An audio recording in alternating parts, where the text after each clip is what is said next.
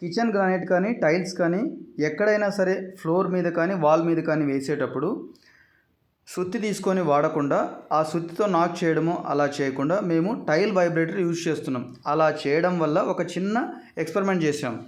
అలా చిన్న పీస్కి ఎక్కడైనా గ్యాప్ ఉందా అని కట్ చేసుకునేటప్పుడు సింక్ పెట్టేటప్పుడు చూసుకున్నాం.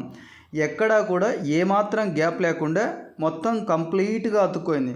ఇదంతా ఎందుకు ఇలా అతుక్కోయిందంటే మనం కాంక్రీట్కి స్లాబ్ వేసేటప్పుడు ఎట్లయితే వైబ్రేటర్ యూజ్ చేసి లోపల ఎయిర్ బబుల్స్ అన్నీ వచ్చేలాగా యూజ్ చేస్తామో అలాగే ఫ్లోరింగ్ టైల్స్కి కూడా లేకపోతే వాల్ టైల్స్కి కూడా ఈ వైబ్రేటర్ యూజ్ చేయడం వల్ల ఎక్కడా కూడా గ్యాప్ లేకుండా ఆ వైబ్రేట్ చేయడం వల్ల మొత్తం సిమెంట్ అంతా కూడా 95 to 98% దాకా టైల్కి కానీ కింద గ్రానైట్ కానీ ప్రతి దానికి ఎక్కడ గ్యాప్ లేకుండా అతుక్కుంటుంది. అలా అతుక్కోవడం వల్ల టైల్ ఎక్కడ డొల్ల శబ్దం కానీ పగిలిపోవడం కానీ ఇట్లాంటి సమస్యలు రావు.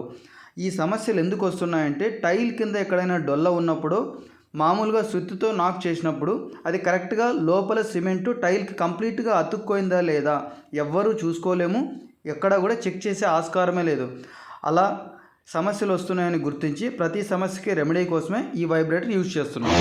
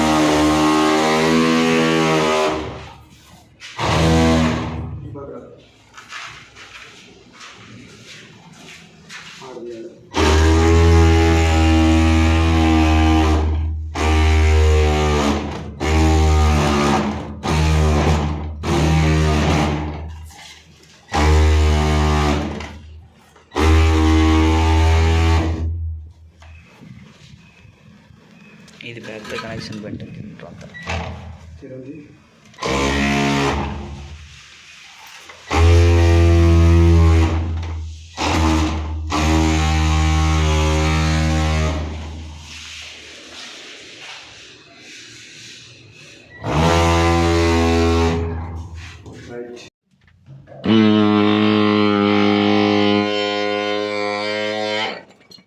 ఇది రావాలి. ఇది